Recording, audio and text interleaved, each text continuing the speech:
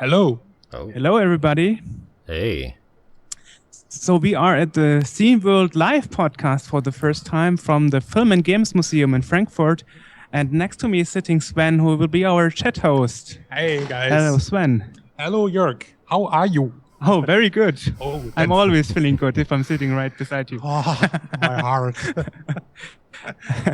And in Skype, we actually have Jay Maynard, our guest today, the Tron Guy, our special guest, and HJ, which you also know from the podcast from Scene World. So hello, guys. Greetings, programs. Hi, guys. Hello. Oh, awesome picture. Is it awesome? I said, thank you to Sebastian, who sits here and make all the live stream stuff here happen, all the magic. Oh. And yeah, thank you very much for this, because this looks really awesome now. Okay, not only because there are four handsome guys here, because it's only, yeah, looking great here, the tech. Perfect. Hello. Yes. So let's start. Hello, Jay. I'm very glad that you made it today. Happy. Thank you. So we should start with explaining who you are. You known as the Tron Guy, that person who is such a great fan of Tron that you decided to make a custom out of it. I had gone to my first science fiction convention in 2003 and had a fun time. One of the things I saw was a masquerade costume contest. I thought that'd be neat. And the convention I was going to was called Penguicons, a combination science fiction and computing convention. So it struck me that Tron would be a good subject to make a costume from, being science fiction movie about computers. And so over the next year, I collected stuff, and in 1 week of effort, I did all the painting and all the making, and showed it off at that convention in 2004, and it's never been the same since. So what is the significance of Tron specifically? Like, is it just because it happened to be a movie about computers, or was there a deeper kind of connection that you found with that? Well, so I've been a computer geek for years and years. I first laid hands on a computer in, I think, 72 or some such. So when Tron came out in 82, I had just started working as a mainframe system administrator. And Tron struck me because it was the first time anybody had tried to show what goes on inside a computer. Some things they got wrong, some things they got pretty laughably wrong. Yeah. Some things we thought they got wrong, they actually turned out to get right. I mean, come on, programs fighting each other? And now, look, we got viruses and virus scanners and malware and anti-spyware. Yeah, we have programs fighting each other. Yeah. But to me, the thought that you could anthropomorphize programs and try to show what they did with each other, that was significant. Okay. So is there? And I expected. Yeah. No, carry on. Go on. Yeah. Well, I wanted to say, you actually never expected to be famous, I guess. I expected maybe 500 people to ever see this costume. Now, is there just one costume, or do you have a backup in case something breaks? Or I keep telling myself I need to make a backup. The unitard I'm wearing is very much showing its age. I really need to replace it, and I have some replacements. I just never sat down and gotten out the paintbrush and gotten after it. No. So I've seen some stuff about it in which you've explained that it's each individual piece has its own battery backup. Yes, that way I don't have to worry about hooking them together as I put it on. And how did the building of it come together? Well, the armor pieces I found on an auction on eBay, and one with a last second bid. I know that because I happened to bid right before the last second, and the bid I made was what it was the price that it came out as, but it wasn't me that did it. So that said, I bid that bid was the same amount as the previous high bidder. So I snuck in one more bid and got it. I have never again seen anything like it on eBay, and I've been looking. But the pieces I found out later were custom made. I don't know exactly. I don't know what they made them for. But for example, the helmet I'm wearing is the same model of hockey helmet that they used in the original movie. Oh. Some of the other pieces, maybe not quite so accurate, but certainly good enough. Mm-hmm. Okay. Yeah, it looks awesome when it lights up, and I guess we will see that later. The lights are actually on. Well, I say that. I don't know if the helmet lights are on. No, let me fix that. Ah, now I can see it. Yep. It works better if I turn it on. Yeah. So what kind of power does that thing put out? Like, would going swimming in the suit be a bad idea? That would be a very bad idea, and not because of any kind of shock effects, but simply because it'd be hard on the electronics. The wire has a high voltage, well, not all that high, 100 volts or so at high frequency across it, but very low current. It's low enough power that each of the armor pieces, except for the helmet, will run for about 8 hours off a pair of AA batteries. Oh, that's not bad. The helmet's only good for about 3, but it also has a lot more wire on it. So you can get through a whole convention with just a couple of sets then. Well, yeah. Generally, what I find myself doing is whenever I first put it on, I replace all the batteries, and everything but the helmet will last me pretty much all day. Okay. Great. But I buy batteries. I don't buy them by the caseload anymore. That's only because I don't wear the costume as much as I used to. Right. Yes, so I thought let's talk a bit about how was it for you to become famous. I think it was around the time the Numa Numa guy became famous. Yeah, it's like 2003 or 2004, I guess. It was tax day 2004 when the costume debuted. And it debuted on a Saturday evening at the con. And I had there was a story on Slashdot just a week or so before that about other fan-made Tron costumes, and the everybody was snickering about that story because the guy who was about had used a cast of his head to make the helmet custom instead of just laying hands on the hockey helmet. And so everybody was going, he had to sit around for 2 hours with straws up his nose. Well, I didn't have to do that, but it turns out that the guys that run Slashdot were guests of honor at that convention. So I asked one of them, okay, so what do I do about a follow-up to this? And, okay, so submit it as an update and we'll get it in. And Sunday morning, I submitted pictures, and I had created a webpage describing how I made the costume in case somebody else wanted to follow along. Well, so that story went up on Slashdot about 3 p.m. Sunday. And by 8 p.m. Sunday, I was infamous. About the time it went up, I took a couple of good friends to the airport. And when I got back, everybody said, "You got to check out Slashdot." Oy. And then there was Slashdot, and then there was FARC. And then there was FARC, and then there was FARC. FARC ran 5 stories on me that week. Something awful got into the game. I don't remember who else now. But by the time I went to bed Sunday night, it was pretty doggone negative because the comments on Slashdot and on FARC, which differed primarily in that Slashdot was mainly 6th grade taunts and FARC was 4th grade taunts. But it was all to the effect of, fat guy in spandex, don't look. So that was Sunday night. Monday, I had to drive home all by myself from Detroit to Fairmont, Minnesota, where I live. It was about 750 miles. That's an all-day drive. And in 2004, that meant no communications. And that was a very long drive.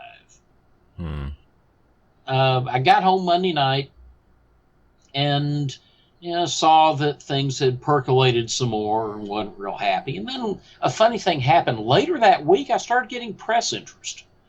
First from a college radio station, then from a couple of guys who run what I normally refer to as obnoxious so-and-so in the morning radio, except these guys were in the afternoon. And the Don and Mike show. And I got on there with them, and they tried to play Let's Make Fun of the Geek and discovered I wasn't playing. They asked me a question, they'd get an answer. And I think about halfway through, they realized that, hey, he's not just gonna fold up. And so I think by the time we were done with that interview, I'd gotten a lot more respect out of them, and I hope their listening audience. Well, so it mushroomed from there. The next week, I had to go off on a business trip.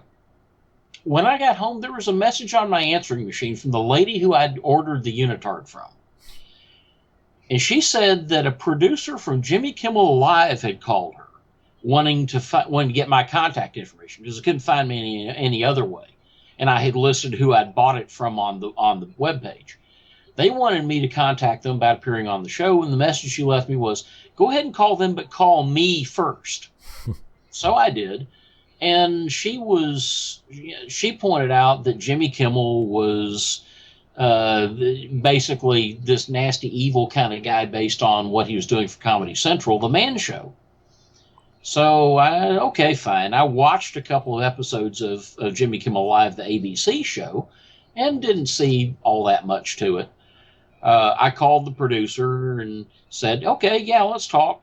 But I've been warned about you guys. And she said, yeah, we get that all the time. But this is Comedy Central. This is ABC. We're owned by Disney. We can't do that anymore. And okay, fine. So I went out there. They flew me out to L.A., and they had me picked up at the airport by a chauffeured limo and generally treated me like I was somebody important. We did the show, and it was a lot of fun.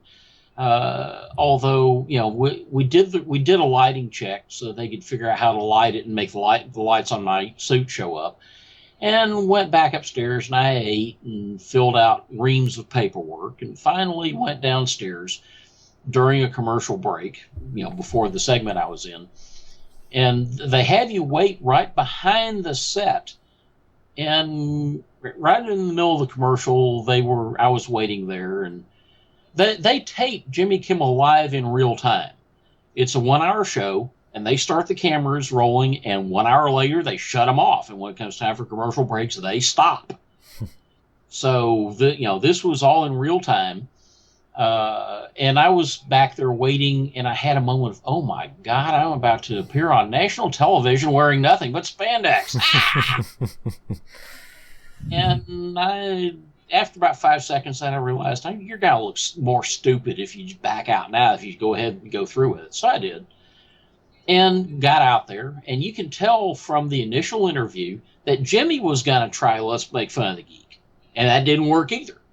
And you can almost see his attitude shift about halfway through that segment. And when it was done, they had me go outside in the next segment. But during that next commercial break, he leaned over and said, "Hey, how would you like to do some correspondent bits for us?" I said, "Yeah, sure." And that led to about a year's worth of work with him. And I had a lot of fun. Jimmy is a geek. Don't ever let me tell you otherwise. He's a great guy too. I mean, there's one thing that I learned doing that is that there's a difference between the person and the television character. Most of the times there's not a lot of difference, but there is some. And first and foremost, it's about making funny television. Right. And so I did some things for them that I wouldn't normally have considered doing. And another part of that is that they did some things with me that I wouldn't have had the chance to do any other way. The zero-G airplane ride, for example. There was a company doing zero-G parabolas with a 727, and they went out to L.A. and invited various talk shows to do something, and Jimmy's crew decided it'd be fun to have me on there. So they called me up and said, "So, are you susceptible to motion sickness?"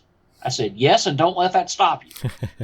And so we went on the flight, and I had all kinds of fun, and I got motion sick, and I spent the last half of it sitting strapped in the chair, erping into a bag, and they took great glee of showing that on national television. I still would do it again if they asked me. That's why they call it the vomit comet. That's it. Yeah, I saw a lot of that. Some of the stuff from Jimmy Kimmel. There was they sent you on some blind dates. Mm-hmm. And those were fun. A lot of them were more fun than they were made out to be on television. Mm-hmm. There were a couple that it looked like I didn't really hit it off with. That it really wasn't anything like that. But again, it's about making funny television. Right. And there were some that you did seem to hit it off with. There was one, I think she was a teacher, and she kept commenting on your butt. She was one of the two that I actually went and visited later. Oh. After it was all said and done. I don't know if she still is, but she was a math teacher in the Detroit area. So the next time I was there for PenguinCon, I took an afternoon and went and had lunch with her, and we sat and visited for a while. Very nice lady. There was some discussion about actually bringing her back. It didn't happen. But to this day, I think her students give her a bit of a hard time about having dated the Tron Guy. Yeah, that's true. Actually. Oh, is it? I said that's true. Yeah, they said, made it look like it was a hard time or something. Yeah. So the thing is, if you do a lot of alteration for television to make things more interesting, I guess. Yes. But in your case, how is it, Jay? Are you different when you are the Tron Guy, when you put on the custom, or are you Jay Maynard or something? Well, do you change? Generally, what I do, for me, I am myself. Alex Winter, the half of Bill and Ted that isn't Keanu Reeves. Alex directed a number of the segments I did for Kimmel. And he said after one that they had a lot of fun showing me because I come across as genuine on TV. Mm-hmm. I'm me. For me, the main shift is to realize that what I do on television isn't necessarily Jay Maynard. It's the Tron Guy. And so I can let myself do things that I wouldn't do normally, outside of the costume, outside of television, outside of that character. Right. You did a lot of stuff. For example, some 9 years ago, you did a video commercial about net neutrality with Peter Pan and other cosplayers doing promotion for it. So we actually have it here. Maybe we should have a look on something on that so people can see what you have been involved with at the beginning of your Tron career. Sure. Yeah. So let's play it. Wake up everybody, stop sleeping. They want to charge more. Big companies are creeping into our internet. Internet's in distress, let's answer the SOS. I'm the internet, you're the internet, we're the internet, now that's the internet. I like the internet, we love the internet, and I can prove it. Some net fairy dust made me who I am, living in an online Neverland. The web's my playground, no suits allowed. Internet celebrities, let's sing it proud. I'm the internet, you're the internet, we're the internet, now that's the internet. I like the internet, we love the internet, and I can prove it. I'm the internet, you're the internet, we're the internet, now that's the internet. I like the internet, we love the internet, and I can prove it. It's not my tights that cut off circulation. Big business wants to control the net nation. What you can see, how much you should pay. Tell me, is this the democratic way? I'm the internet, you're the internet, we're the internet, now that's the internet. I like the internet, we love the internet, and I can prove it. I'm the internet, you're the internet, we're the internet, now that's the internet. I like the internet, we love the internet, and I can prove it.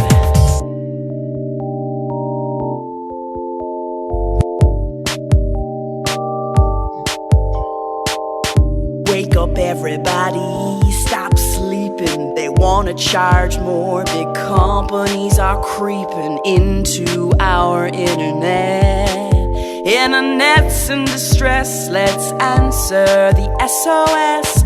Keep it free and keep it open. Speak up or our World Wide Web will be broken. I'm the internet, you're the internet, we're the internet, now that's the internet. I like the internet, we love the internet, and I can prove it.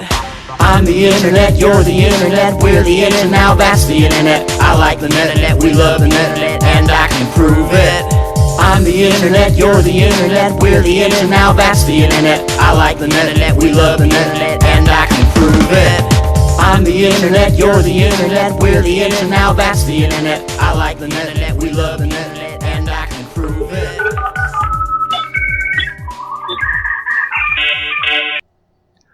All right, we are back. Okay, that was interesting. So, great.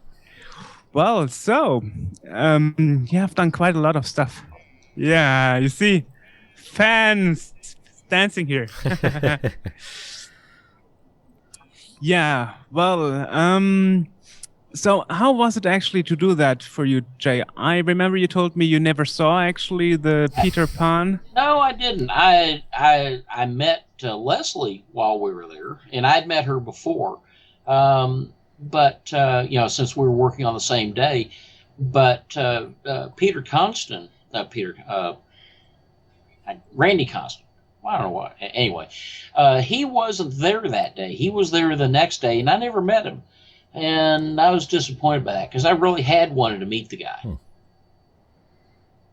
So we did that on separate days, and it was interesting because I actually had to fly off to go to a customer site at the end of that day. And so it was kind of a mad rush at the end to record the song and then get me over to the airport so I could catch my airplane. And in fact, I actually went and made the trip to the airport in the unitard because I didn't have time to change. Although at that point I was wearing tights through security anyway, just to kind of tweak the nose of the TSA a little bit. Yeah. Just to show I really didn't have anything to hide. Yeah. So you're pulling a professional job as a systems administrator and all this stuff at the same time you're doing this, and yes. So do you ever kind of like troll your customers and show up like that, or? No, I've never worn the costume to a customer site and won't. Interestingly enough, customer reaction to it when they found out has been mixed. I don't mix the two unless they just ask. I've had customers just absolutely go nuts. Hey, you're actually the Tron Guy is coming and doing our backup center. But I've also had customers ask the contracting agency I was working for at the time to send somebody else because they didn't think they could take me seriously. Well, that's just. Yeah, I guess this thing has two sides actually. It does. Yeah. But Tron influenced a lot your life. Well, plus actually. you could just walk into just walk into these companies and be like, "Oh, problem with your computer? I'll just go inside and take care of it right now." I wish it was that easy. My current job is doing technical support for automation systems based on Windows, and life would be so much easier if I could just get in there and poke instead of having to deal with Windows the hard way. Yeah. So you've had. Yeah, well, actually, this exhibition, which we have here in this museum, actually is styled a bit like Tron. So if you walk into it, it looks a bit like Tron. So we prepared a video to actually show it while we are talking to you, just to see how much Tron influences our life nowadays. And this exhibition actually is about turning movies into games, or the other way around. Like we have here the Tron arcade machine. Oh yeah. Are you good on this machine, Jay? I'm not much of a gamer at all on anything. My eye-hand coordination was never such that I could deal with video games very well. I do pretty well at more strategy-based games where you have to sit down and think about what you're doing. But if it has to do with quick reactions and that kind of thing, I'm terrible. Okay, so it's good enough that you are a Tron cosplayer, but you wouldn't actually play the game. There are 2 Tron arcade machines, and I have played both. Badly, but I've played both. Okay. Did you ever have were you ever asked to play the Tron machine while you were in the custom, like for a promotion act or something? Nobody's asked me to. There have been a couple of arcades that have inquired about having me out there for openings and the like, but nothing ever came of that. Oh, okay. So if everybody if anybody wants you, now we get the word out. Yeah. I'm pretty easy about that kind of thing. Yeah. Yeah. So what have you ever actually been since 2011? Well, because let's also, I look, for example, in Wikipedia. Let's also. I mean, you've had some real recognition with other stuff. Like you were spoofed on South Park, which is sort of like one of those milestones. That's true. And I had no idea that was coming. The first I heard of it, I'm a user of Second Life. And I had there's a lady in New York City who gave me a lot of technical help in making the costume. She's a good friend. Right. And we were on one day, and she said, "Oh my God, you got to turn on Comedy Central right now." And luckily, that was when we still had cable, so we did. And sure enough, there it was. And wow, I was surprised. But they got one detail wrong. Listen to my voice. Do I sound like I'm from Minnesota? For the uninitiated, I am from Houston, Texas, and my voice reflects that very thoroughly. But the South Park guys made me sound like I'm from Minnesota, don't you know? Yeah, I think that's kind of their default voice for everybody. Yeah, probably so. And I found out later, I was thinking, hey guys, if you'd have wanted me I'd have happily come and done the voice for that. Turns out that they always impersonate voices. Oh, yeah. Plus, I think they had you. I think a tiger or a bear or something attacked you, which the panda. Yeah. And I didn't have any problem with that. But you've got. See, the thing is though that you've got body armor on, so you'd be fairly well protected. Well, yeah. Well, for me, there are other ways of dealing with it. Yeah. But you can use your discus as a weapon, actually. Yeah. Yes. In the duct tape commercial, use it as a weapon. Actually. Yes. At the end. That was. Yeah. That was a fun commercial to make. We did my part of that in one day of shooting, and we did it. The people that made that actually their office was in a large house in the San Francisco Bay Area, and we actually shot that in the house's garage. Oh, and there you see the discos and the custom in full armor. Oh, there it is. Great. Yeah, I had fun doing it. That was a good one. Cool. So, oh yes, that's the promotion picture. Yeah. It's kind of a little weird. I'm looking at what they're doing our live stream, but it's a little like a couple seconds behind, so it's a little disconcerting. But so Joerg was saying earlier that you kind of we haven't seen too much of you for a while. That's interesting because when everything was going on, the common complaint from the FARC folks was, "Isn't this 15 minutes over yet?" Well, it lasted a lot longer than I ever thought it would. Mm-hmm. But it's kind of tapered off. there are still, I'm still pretty widely known. I'm not universally known by any means, especially off the internet. But even now, anybody who's been active on the internet for any real length of time, it's about 50-50 whether they recognize me on site. And by that, I mean in the costume. I'm almost never recognized out of it. Right.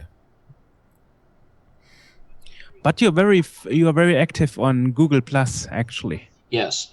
I'm not a Facebook user. I avoided it from the beginning. But when Google came out with their version of it, I thought, okay, that'll work. And my life is pretty much entirely Google stuff anyway. The last bit of Google stuff I got was an Android phone, and by then everything else was with them, so I might as well.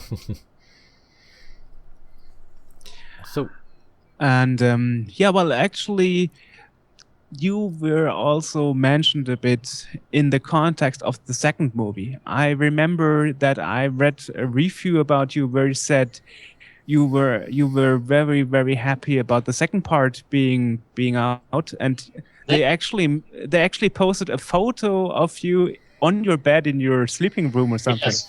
Well, that was actually a reused picture from a story they did in, I think it was in 2008, about RaffleCon, a convention about internet celebrity. And so that's when that picture was taken, and they simply reused it. But the Tron Legacy, I think, did very well. They had just an amazing number of opportunities to royally screw that up. I had been concerned for years that somebody was going to try to remake it and modernize it and update it, bring it up to current without actually getting what it was about. And to their credit, the Legacy was an update, but I think they did so in the spirit faithful to the original. I think that Legacy is a very, very good sequel.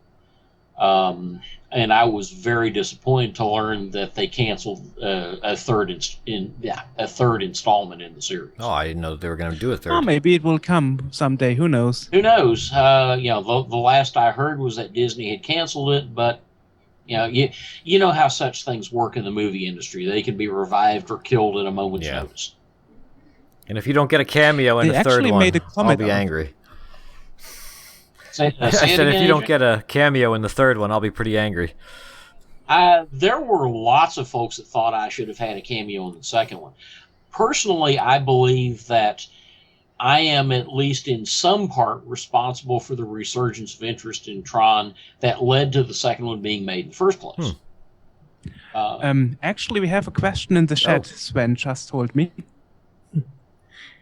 Yeah, one question that I got is we all discussed now about the third movie and that Disney canceled it. It should be started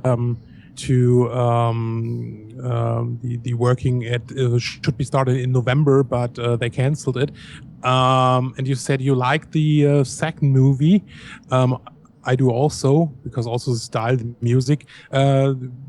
You were disappointed about the canceling, and you said, okay, you still think there will be another movie, or more that they shut down the franchise now? It's hard to tell at this point. That they canceled the next movie is not good news for the franchise, but on the other hand, nobody thought they were going to make a second one either. So, the movie business is notoriously unpredictable, and so all it will take is for some producer at Disney, bereft of an idea to make a movie from, to think, well, maybe we made a lot of money off of Tron Legacy, maybe we could do a third. And then poof, all of a sudden it starts up. I see this being ripe for a reboot. This is because that's what Hollywood loves to do anyway. Now is take movies that everyone loves and totally muck them up and redo them. So I think Tron is ripe for being redone. It wouldn't surprise me. I would be disappointed if they did so screwed it up. Yeah. But I would have been disappointed if they'd screwed up Tron Legacy too. If I remember correctly, Tron was the first and only movie that where a sequel took 30 years to come out. Actually, the longest time span ever. It wouldn't surprise me. I haven't, I don't keep track of that kind of thing, but it wouldn't surprise me if that was the case. So maybe the third one would come 30 years. Someone, who knows? Oh, I hope it doesn't take that long, because I don't think I'm going to be around. You could have your Tron light wheelchair. Yeah. Really. True. So you said your fame lasts longer than you thought. So you had in mind this was a one-time thing. I expected to wear this costume to the masquerade, and whatever came of that. And I posted this. You sent the story to Slashdot, and I expected to get a couple of hundred comments or so, and what I expected was people saying, "Oh yeah, you can do that," and then go on. I didn't expect it to blow up like it did. My roommate, he refers to it. All right, so y'all have seen the classic Warner Brothers cartoons where one character is standing there next to another one, and one gets struck by lightning, and the other one's completely unaffected. He thinks he thinks of himself as the one who didn't get hit by lightning. I could see that. I refer to it as when my life turned upside down, and that's really quite accurate. My life has not been the same since, and never will be. And by now I'm used to it. Yeah, maybe this is a good time to show the second video that we have of you, that comic of Tron Legacy, and where you have a story part in it. And they even reused that bedroom scene at the end. So maybe let's look at that.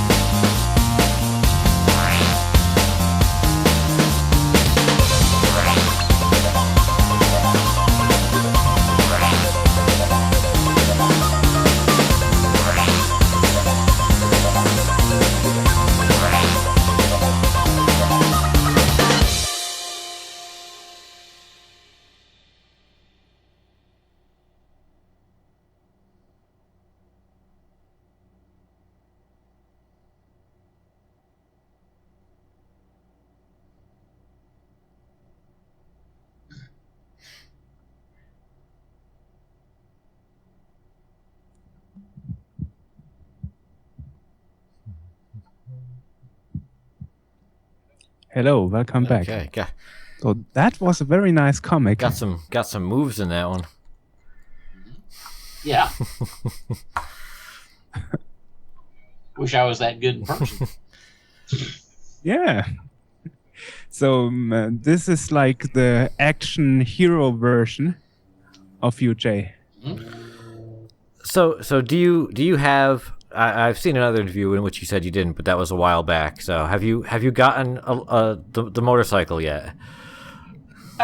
No, I there was somebody made a light cycle from Legacy and made a limited edition run of something like 5 of them, some of them electric, and I wanted one, something fierce, but there just wasn't going to be anyone. And I am not normally a motorcycle rider, so I spent 17 years on the street as a paramedic, and so I have rather a different view of motorcycles than most folks. I can understand that. So let's. So is there anything planned coming up for the next time? Really and truly, at this point, it's a matter of whenever somebody wants to talk to me or wants to see me, I'm available. I don't have any real big plans anymore. There's, there have been folks that made significant money off of their internet fame, and I never managed that. And that doesn't bother me greatly. I mean, I would have liked to have made a couple $100,000 or so, but it didn't happen. That's okay. I go on with my life. Mm-hmm. And you've got the skills to be able to do other things besides just, Yes. Let's talk real quick about the America's Got Talent in 2011, because now Howie Mandel was kind of a dick in that one. And I mean, this is a guy whose main comedy routine is using his nostrils to inflate a rubber glove over his head. So he's got zero right to be snarky to the Tron Guy. Well, and actually, I didn't have as much problem with Howie Mandel as I did with Piers Morgan. Quite frankly, I was very happy the day that Piers Morgan gave up and went back to England. I've got no use for that guy. But the producers of America's Got Talent contacted me not long after the Tron Legacy thing hit, and wanted me to appear on the show in some fashion in the costume. Well, I don't think of myself very much as a singer or anything else. So I tried, okay, fine, let's try a stand-up comedy. And well, you see how that went. But looking back at it, that series has to have not only the good ones, but also acts that people boo and hiss and throw your arms up in the air in an X-like and everything else. And that they have to have that. And I'm pretty sure that I was set up to be that from the beginning. So they asked you to they approached you. They asked you to be on the show. Yes. And then they see, now that just ain't right, because so at the time I thought I might have a chance, and part of it was that I wasn't just really all that well prepared. And part of it was, like I say, I think at least part a setup. So I wound up the audition, that the segment is shown in Houston, but I actually did that audition in Minneapolis, which is, for me, is a 2-hour drive away. And I drove up there. I actually wound up borrowing my roommate's car because my truck at the time had a problem. So I drove up there and spent a couple of days. And of course, that at that point, when they had the audition, we had a snowstorm come through, because after all, this is March in Minneapolis. Yeah. And Piers Morgan was delayed getting there, and we thought that we were actually going to have to spend another day. But they got it in. And then, you saw what happened on TV. That really wasn't edited. Sharon Osbourne, okay, she wasn't real happy. Well, she was still probably bitter from getting fired from a Celebrity Apprentice the year before. Could be. I don't know. I don't know if Pierce's approach was just a shtick or what, but I wasn't real happy with him. Howie didn't bother me that much. Okay, fine. If he wanted to start over, fine, I'll start over. I don't have a problem with that. But I'm pretty sure the audience was primed to boo before I ever walked out on stage. Yeah. As in, somebody told them, okay, let's give this guy a really hard time. Yeah. What was interesting to me about all that is that they came back to me several months later and asked me to go out there and be on the audition stars segment of the finale. Really? And if you look at the finale from that season, there was a group of us that actually did together a musical number. I didn't sing. I'm the only one who didn't. But that was fun. They, basically they took us out there and put us up for a week and paid us a little bit. So, and I, it turns out that one piece of fallout from all this, I have become friends with Cindy Morgan, the lady who played Yori in Tron, the original. Right. And so, Cindy and I commiserated as I was driving home from the audition, and I asked her about it. And when they wanted me to come on and do the finale, and she said, "You go out there and you enjoy yourself, and and think of it as giving them the finger." And I did, and it was a lot of fun. Well, that's cool. At least there was a consolation prize. Yep. So it's like even bad promotion is a good promotion or something. Yeah, I don't know if I quite buy that, but hey, I'll take their money. Yeah. You take it all easy. Yeah. Yep. And you enjoy yourself. That's great. That's it. I learned pretty early on that there wasn't going to be any hiding from it. I wasn't going to be able to get away from it. I was stuck with it. So, okay. You find yourself sitting on a tiger. You got two choices. You can either jump off and hope he doesn't turn around and eat you, or you can grab his ears and enjoy the ride. It's a good analogy. Yep. So what's in the future? Because Joerg was saying, and I think I said that we haven't seen too much from you in the past couple of years. I don't think. Yeah, I still go to the science fiction convention that I made the costume for, Penguin Con Detroit.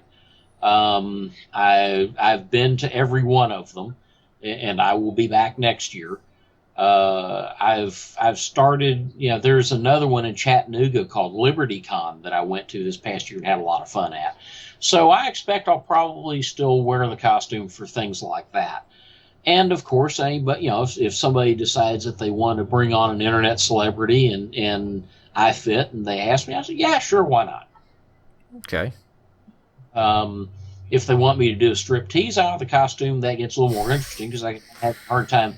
I'm getting old and stiff and have a hard time reaching around to the zipper. That's why you got to make a new unitard, or one you can just kind of rip apart. Do like the Hulk Hogan. Yeah, right.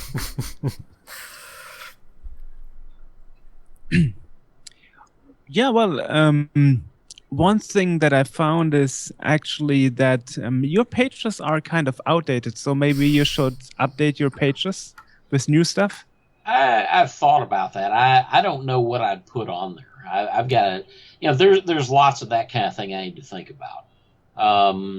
And there's an argument to be made there that all that stuff reflects the state of the net in 2004 when all this happened. And I don't know. Mainly, I find myself tied up doing other things, so I just never seem to get around to it. And we got another question, I guess. Yeah, this question is more for me because I started also last year with cosplay, and I want to ask you: do you also do other cosplays besides the Tron Guy, or will do only the Tron Guy as you I have mentioned? A few, although this is the only thing that gets asked for outside of the convention arena. I am a fan of a webcomic by the name of Schlock Mercenary, and I have a costume that I made of a character from that universe. The webcomic artist, guy by the name of Howard Taylor, is somebody I consider a good friend, and I made the costume from his universe, and I'll wear that at cons. There are a couple of others that I've made that I haven't worn in a while that I may occasionally, but they require some explanation, so that doesn't work as well outside of the con universe. Okay. Great. Cool. So, AJ, do you have any question right now? Well, we should ask, where can people find information about you and get in touch with you if they want to? Best place is probably actually the best way to get a hold of me is simply through my email, and it's jaymaynard@gmail.com. Okay. And I'm not afraid to give that out because Gmail does a pretty good job of spam filtering. The rest, well, who knows? Might get interesting. Cool. And is there any page or anything where people can find information about you besides your Google Plus page, which I mentioned earlier? At this point, no. I've got it. I have the domain tronguy.net, and once upon a time there was a page associated with that.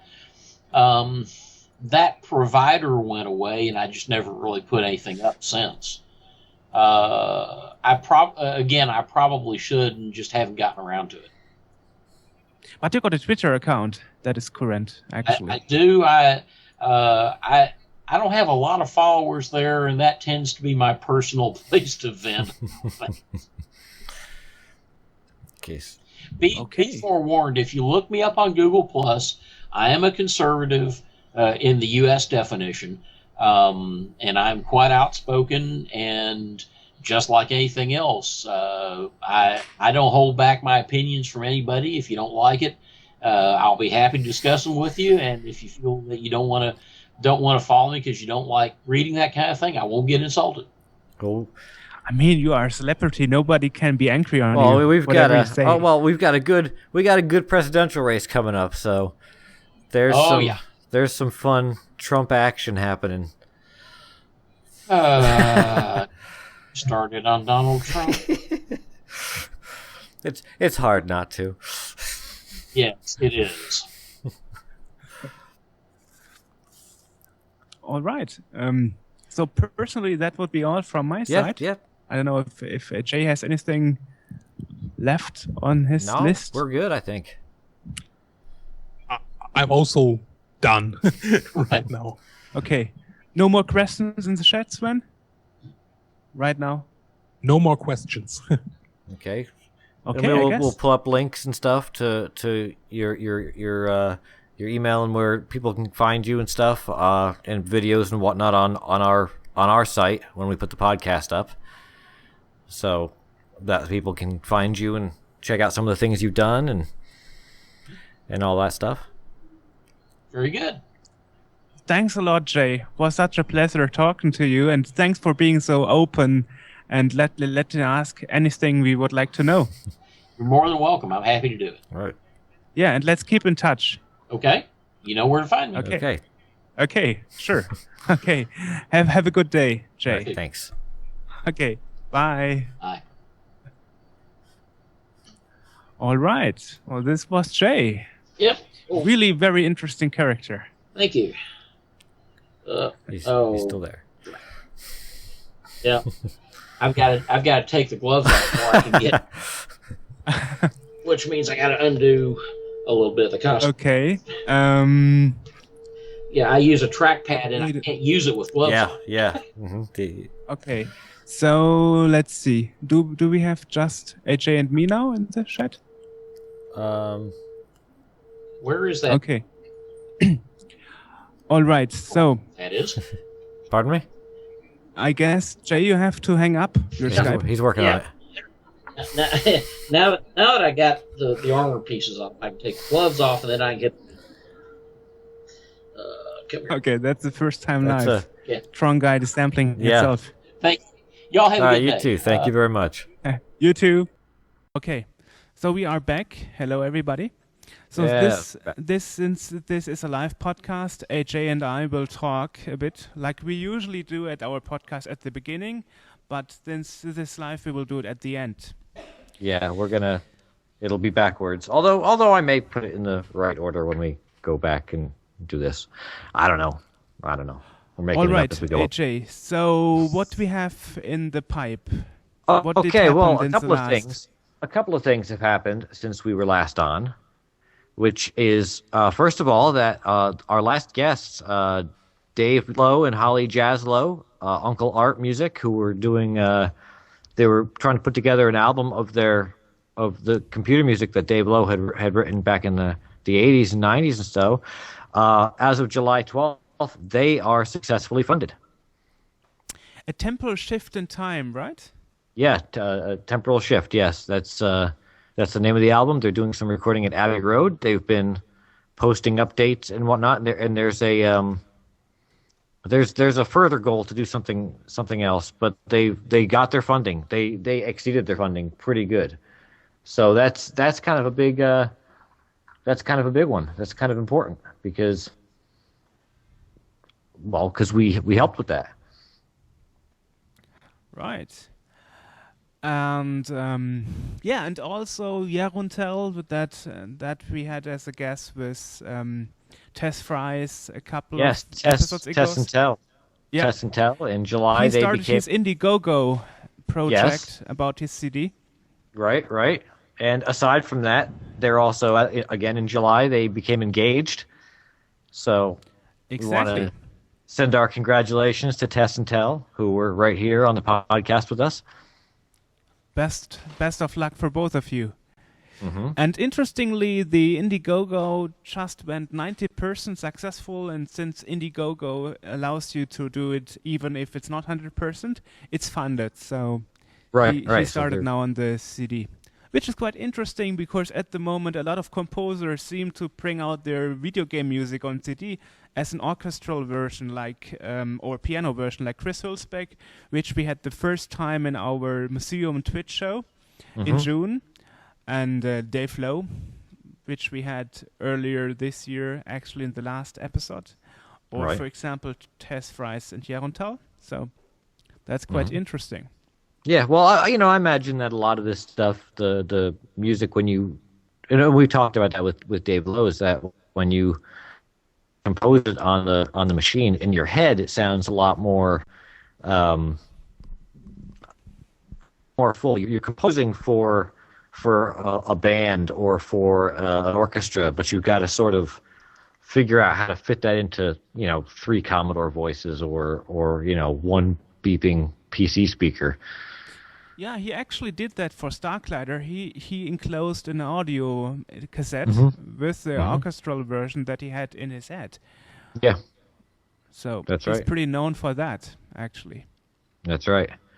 Also occurring July 12th, some sad news. The president and CEO of Nintendo, Satoru Iwata, passed away at the age of 55. Yeah, that's So true. That's really a big loss for the community. Yeah. So that's no fun. And that again, hits home with us because we spoke with Charles Martinet and that's a big part of that. This guy was kind of huge as far as gaming is and where Nintendo sits in gaming. Yeah, I mean, definitely. I mean, Nintendo was a childhood thing for me. I mean, I grew up with Nintendo, and I grew up with hearing Mario. So for me, it was totally amazing to talk to the voice of Mario and Luigi. Right. Mm-hmm. So it's pretty sad. So let's see what's coming up with the new CEO and in which way the Nintendo brand is going further. Because the special thing about this CEO before was that he started as a programmer in Nintendo, and he was a gamer himself, and he Right. developed the games. Mm-hmm. So he made a career from a coder, from a programmer and game developer, up to the CEO of the company. That's right. So it's like your own childhood dream is coming true. This is like like Sven's history, for example, with cinema, Right. where he dreamed about working for cinema and stuff as a kid, right? Sven? Right. Yeah, sure, definitely. And Yes. and we should mention while we had Sven. Sven is one of our previous guests. Sven was with Cinema World when we spoke to him, and I just discovered that It Came from the Desert is going to be a movie. So I don't know if you would like to pontificate on that, Sven. If you'd like to tell us a little bit about it, because Yeah, maybe I will play one of the women's or one of the ants. yeah. Let's see. Yes, right now the team is working on the script, and we are involved in this because the team behind this. The producer is also one of the producers from Iron Sky and Dance in the Dark. So people that have also big experience in the movie business. And you find some teaser trailers on this, and it will be. I think it will be a very funny horror B movie, like the games. Is it going to be a live action thing, or is it going to be CG, or how are they going to do it? Because I saw a small trailer and it was kind of difficult to really sort of figure it out. You see also a promotion video. They make test videos for they're going to conventions where they sell the movies to local companies where they distribute the movie to the country. And there was also a test video for this, and this will be a live action movie. The ants will be CGI. And yes, I think it will be a cool, funny B horror movie. So live action, but also with CGI ants. Cool. I look forward to seeing that. Oh, I'm also maybe when they start shooting. Maybe some of us will get a cameo. There. Yeah. You call it. Use some of your clout there. Get Joerg and I can be in the background. We can be the people on the radio being like giant ants attacking Los Angeles or something. yeah. Yeah. Let's see. Let's see what happens. I'd work for scale. It's all good. Great. So. You see, we have all the famous people working for us. Yeah. Sure. I do everything for my fans. Yeah. So give me the money, Joerg, and then I can go. He's making millions. Yeah. Oh yeah. Sure. That's the reason why I drive an 10-year-old Ford Fusion with 250,000 kilometers. Hey, what a Fusion! I thought you were cruising in a DeLorean. Yeah. No. I wash it. Oh, okay. Yes, you are Biff. Yes. Every time the second coat. I hope in real life you do a second layer of wax. Yeah. I told you to wax it like a second layer. Yeah. Great. So what else was coming up? We have our next podcast that'll be out pretty soon, which will be a video. It's not really a podcast, so to speak, more of a video highlight of Joerg's time at Gamescom, which he just wrapped up. Yep, so that'll be true. That's coming up. We already actually recorded that, and he's editing it. Not right now because he's talking to me right now, but he's in the process of this. Yeah. I'm just like 95% done, so hopefully tonight I can send it to you. Yeah. And me and TMC, which is also staff member, and some friends, we made a booth together, and we met a lot of famous people like Sven or Chris Hülsbeck or or Andreas Escher from Rainbow Arts. So a lot of fun thing. And actually we had also an interview in the BIS area, but I don't want to spoil the surprise here. You will see it when it's coming out. Right. Yep, that'll be out next, a little bit after this. So Joerg just got back, finished up with Gamescom. I'll be at On September 19th, I will be wandering around a video game con in Parsippany, New Jersey. It's 33 Baldwin Road, in case anybody wants to come and find me, though I don't know why you would.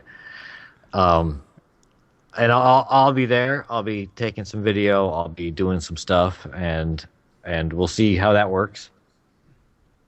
Well, in 10 years we will be famous ourselves. Then you're giving autographs. Me too. We just talked to the Tron Guy, man. I think we're pretty good. That's true. Yeah. I don't think it gets much better than that. And despite what he says, I still disagree with Howie Mandel. Well, Hasselhoff, who he replaced, wouldn't have been such a dick. And you guys know that because Germany loves David Hasselhoff. That's true. Yeah. Yeah. We are all David Hasselhoff fans. I know. That is one of the darkest part of our history. Could we better talk about the Second World War? Oh, no. It's better about talking now. No, I think that's really true because with one or two of his songs, he thinks he's responsible for the tearing down of the Berlin Wall. I think everything will tearing down if David Hasselhoff stands in front of it. No. I got a friend of mine who's working a little bit with him for Knight Rider fan guy, and he should be a really nice guy to work with and also to talk with, and yes, we have fans here, but we're proud of it. Actually, Yeah, the Swedish love him too. He was doing the title theme song of Kung Fury. Kung Fury, yeah. Exactly. Yes, Yeah. A True Survivor, right? Yeah, True Survivor.